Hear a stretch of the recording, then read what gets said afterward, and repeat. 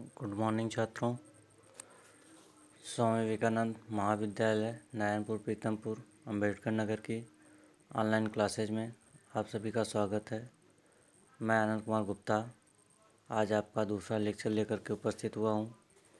छात्रों, हम अपने लेक्चर में पहले लेक्चर में पढ़ा था हमारा विषय जो विज्ञान है उस विषय की विषय सूची के बारे में अध्ययन किया था। हमें क्या क्या पढ़ना था उसके बारे में हमने देख लिया।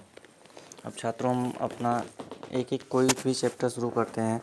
जैसा कि हमने शुरू किया हुआ है, आपका लास्ट चैप्टर है प्रदूषण। प्रदूषण टॉपिक को इसलिए हमने सबसे पहले चुना है क्योंकि ये थोड़ा सा इजी है और जनरल चीज़ें हैं, आपको जल्दी समझ में आएगी। और आज की समस्या चल ही रही है तो उसी समस्या के ध्यान में रखते हुए हमने ये टॉपिक को कंटिन्यू किया है।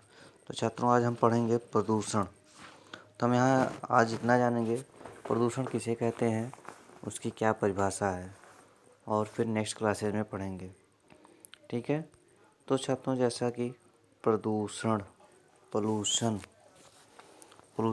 क्या है, हम हमेशा हमने कहा है कि अगर कोई शब्द हमको सुनाई पड़ता है तो सबसे पहले उसके बारे में जानना चाहिए। जैसे हमने कहा डीएलएड, तो सबसे पहले ये जानना चाहिए व्हाट आर डीएलएड। फिर हमने कहा विज्ञान, तो विज्ञान क्या है, विज्ञान के बारे में जानना चाहिए। फिर विज्ञान के बाद हमें पढ़ना क्या है, इसके बारे में जानना चाहिए। उसी तरीके से जैसे हमने देखा प्रदूषण शब्द है पोल्यूशन, तो हमारे दिमाग में होना चाहिए प्रदूषण है क्या। ठीक है छात्रों। तो प्रदूषण जैसा कि यहाँ दिया हुआ है, बहुत चीज़ें अभी देखेंगे।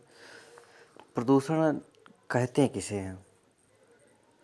सामान्य शब्दों में हम इसे कह सकते हैं हमारे आसपास जो भी वस्तुएं मौजूद हैं या पदार्थ मौजूद हैं, उन पदार्थों में किसी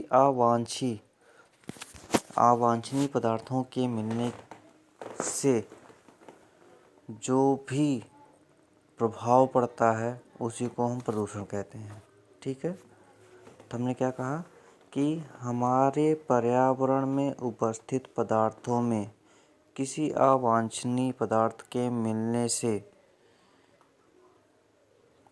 जो भी समस्या उत्पन्न होती है उसी को हम प्रदूषण कहते हैं। अब हम यहाँ देखते हैं, अपनी किताब के अनुसार देखते हैं, जैसा लिखा हुआ है सामाजिक, आर्थिक, जैविक, भौतिक तथा रासायनिक कारक जो मनुष्य के चारों ओर के वातावरण का निर्माण करते हैं या पर्यावरण का निर्माण करते हैं, और यह वातावरण किसी अनियंत्रित क्रियाकलापों से प्रभावित होता है। अनियंत्रित क्रियाकलापों से प्रभावित होने की प्रक्रिया को ही प्रदूषण कहा जाता है। जैसे यहाँ उदाहरण लिखा हुआ है कूड़ा करकट, चिमनियाँ, बसें, कारें, ये सब जो है हमारे वातावरण को प्रदूषण करते हैं। ठीक है। तो प्रदूषण किसे कहते हैं? हमने कहा अवांछनीय पदार्थों के मिलने की प्रक्रिया को ही प्रदूषण कहा जाता है। अभी प्रदूषण के बारे में यहाँ चर्चा किया गया है जल, वायु, भूमि, ये हमारे जीव समाज के लिए बहुत ही आवश्यक पदार्थ हैं, परंतु हम अपनी आवश्यकता को पूर्ति करने के लिए इसको दूषित करते जा रहे हैं, जिसका प्रभाव क्या है, हमारा पारिस्थितिकी तंत्र बिगड़ रहा है। पारिस्थितिकी तंत्र किसे कहते हैं? हमारे चारों ओर उपस्थित जैविक तथा अजैविक घटकों की आवरण को पारिस्थितिकी कहते हैं। हमारे चारों ओर जो भी जैविक अजैविक घटक हैं, इन सब का जो भी मिलने से एक आवरण बनता है या जो भी संरचना बनता है, इसी को हम पारिस्थितिकी कहते हैं। और यह पारिस्थितिकी इकोसिस्टम प्रकृति के द्वारा बनाया गया है। ऐसे तो इकोसिस्टम दो प्रकार से होता है, एक प्रकृति के द्वारा बनाया जाता है जिसे नेचुरल इकोसिस्टम कहा जाता है, दूसरा आर्टिफिशियल इकोसिस्टम होता है जो मनुष्य के द्वारा बनाया जाता है। तो मनुष्य के द्वारा जो इकोसिस्टम बनाया जाता है वो किसी विशेष क्षेत्र या किसी विशेष आवश्यकता को पूर्ति के लिए बनाया जाता है, और प्रकृति जो है पूरे पृथ्वी पर विभिन्न प्रकार के पारिस्थितिकी तंत्र को बनाए हुए है। यह पारिस्थितिकी तंत्र बनाए हुए है जिससे उस पारिस्थितिकी तंत्र में जीवधारी सरवाइव करते हैं या जीवित रहते हैं। अब पारिस्थितिकी तंत्र जो भी बना हुआ है, तो पारिस्थितिकी तंत्र आज का जैसा है, ये शुरू में जब बना था तो उसका कुछ स्वरूप अलग था। पहला ऐसा कुछ नहीं था। जैसा कि हम अभी पढ़ेंगे जीवन की उत्पत्ति के बारे में, वहाँ बताया गया कि पृथ्वी जो है पहले बहुत गर्म थी। गर्म होने के बाद धीरे धीरे ये ठंडी हुई। ठंडी होने के बाद इस पर वायुमंडल बना। वायुमंडल बनने से इस पर क्या कहते हैं, जल आया, और क्या कहते हैं, फिर धीरे धीरे इस पर जो है जीवन आया। ये थोड़ी लंबी प्रक्रिया है, इसको हम जीवन की उत्पत्ति के बारे में जब पढ़ेंगे तो वहाँ पढ़ेंगे। तो यहाँ जब पृथ्वी पर वायुमंडल आ गया, तो वायुमंडल आने के बाद ही इस पर जीवन संभव हुआ है। जैसा कि आज के बारे में हमें पता है कि हमारे वायुमंडल में कौन कौन सी गैसें मिली हुई हैं और उनका कितना परसेंटेज है, प्रतिशत है। जैसा कि वायुमंडल में 78% नाइट्रोजन है, 21% ऑक्सीजन है, 0.03% कार्बन डाइऑक्साइड है तथा 0.07% अन्य गैसें हैं। छात्रों, इसको याद रखिएगा, ये थोड़ा सा कंपटीशन लेवल का क्वेश्चन है। अक्सर पूछा जाता है, छोटे मोटे कंपटीशन में ये पूछा जाता है कि हमारे वायुमंडल में कितने प्रतिशत ऑक्सीजन है या हमारे वायुमंडल में कितने प्रतिशत कार्बन डाइऑक्साइड मौजूद रहती है। यह जितना प्रतिशत बताया गया ये सामान्य बताया गया। सामान्य का मतलब जब हमारा पारिस्थितिकी तंत्र एक संतुलित अवस्था में रहता है तब इतना मौजूद रहता है।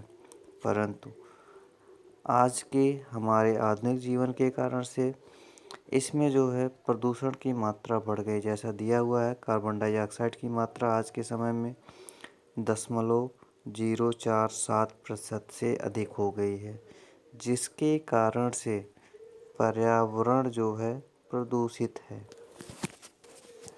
ठीक है, परंतु अगर आज के समय में देखें, इस लॉकडाउन के समय में देखें, तो आज का हमारा वायुमंडल बहुत ही पिछले 2-4 महीने की अपेक्षा आज का वातावरण हमारा बहुत ही स्वच्छ है।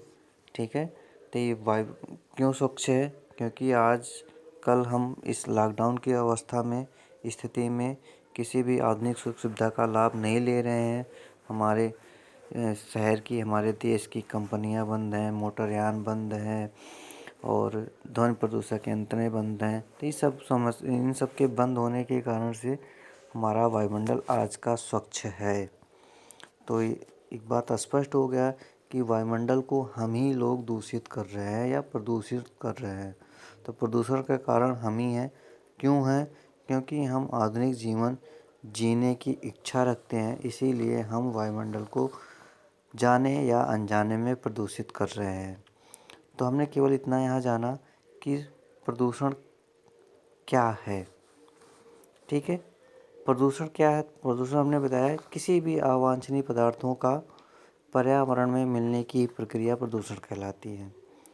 परंतु जो हमारा प्रकृति है या नेचर है, नेचर ने ऐसी व्यवस्था बना के रखी है कि हमारा पर्यावरण जो हमेशा संतुलित बना रहता है। लेकिन ये पहले के समय की बात है। पहले के समय की बात है जब हम आधुनिक जीवन नहीं जीते थे, तब की घटना है। क्यों घटना है?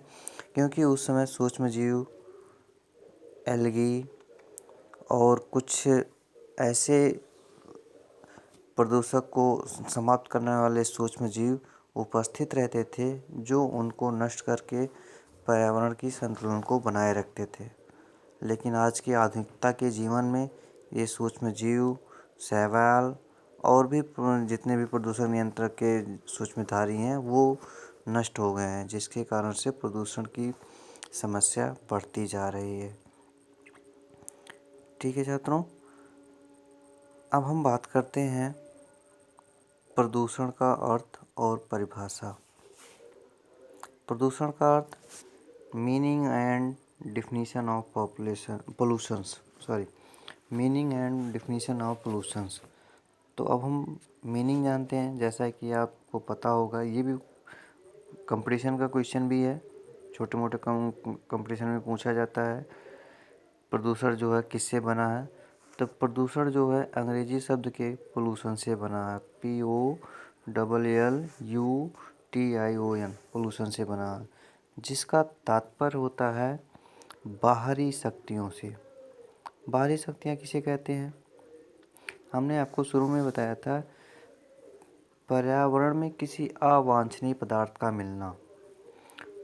तो पर्यावरण में भी बताया था कि हमारे आसपास जो भी वस्तुएं पाई जाती हैं वो सब मिलकर के पर्यावरण का निर्माण करती हैं। जैसे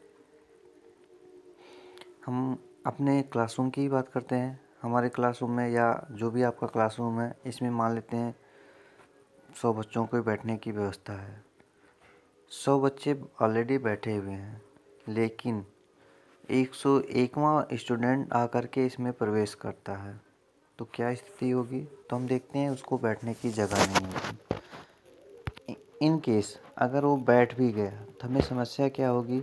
जिसके साथ बैठेगा वो प्रॉपर रूप से अपने बेंच पर नहीं बैठ पाएगा। तो क्या हुआ? एक समस्या आई। इसी समस्या को अवांछनीय पदार्थ कहते हैं।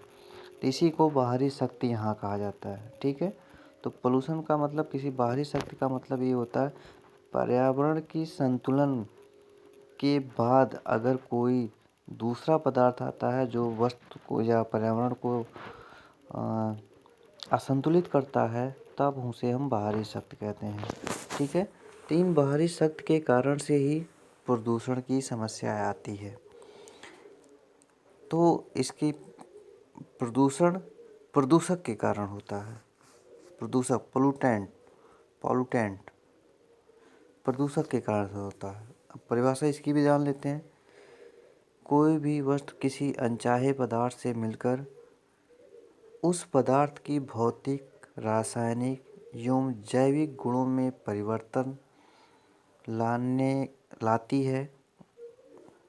किसी भी पदार्थ की अगर भौतिक, जैविक, रासायनिक गुण में अगर कोई परिवर्तन होता है तो उसको हम प्रदूषण कहते हैं। जिसके द्वारा होता है उसको हम प्रदूषक कहते हैं।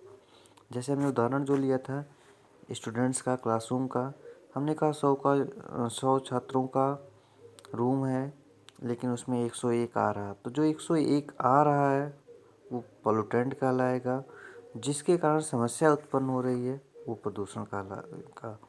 ठीक है। तो जो पदार्थ प्रभावित होगा वो प्रदूषण होगा, जिसके द्वारा होगा वो प्रदूषक कहलाएगा।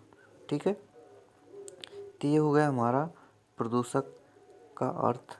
और परिभाषा देख लेते हैं। परिभाषा यहाँ कुछ वैज्ञानिकों के द्वारा दिया गया है। हमने आपको बताया था प्रदूषण क्यों होता है। प्रदूषण हमने यही बताया कि हम अपनी आधुनिक जीवन को पूरा करने के लिए जितनी भी गतिविधियाँ अपनाते हैं वो सभी प्रदूषण का कार्य करते हैं। ठीक है। जितनी भी गतिविधियाँ अपनाते हैं वो सब प्रदूषण का कार्य करते हैं। तो अब यहाँ कुछ परिभाषाएं दी हुई हैं कुछ विदों द्वारा। जैसे संयुक्त राष्ट्र संघ द्वारा परिभाषा दिया गया है, प्रदूषक वह पदार्थ है जो अनुचित स्थान पर, अनुचित समय पर, अनुचित मात्रा में मानव द्वारा विसर्जित किया जाता है। इसके प्रत्यक्ष अथवा परोक्ष रूप से मानव के स्वास्थ्य और उसके संसाधनों की हानि होती है। प्रदूषण मानव की वांछित गतिविधियों का अवांछित प्रभाव है। छात्रों, परिभाषा नोट कर लीजिएगा। परिभाषा बहुत इम्पोर्टेंट है। 2 तरीके से क्वेश्चंस पूछे जाते हैं। अगर आपसे प्रदूषण के बारे में पूछा गया तो ज़रूर उसमें किसी वैज्ञानिक द्वारा या किसी विद द्वारा जो भी परिभाषा दिया गया उसको इंक्लूड कीजिए।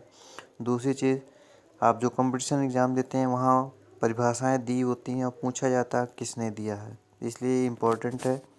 इसको आप अपने नोट्स में ज़रूर करिएगा। आप नोट्स बनाते रहिएगा। हम PDF फाइल दे देंगे आपको, PDF दे करके नोट्स बना लीजिएगा, ठीक है।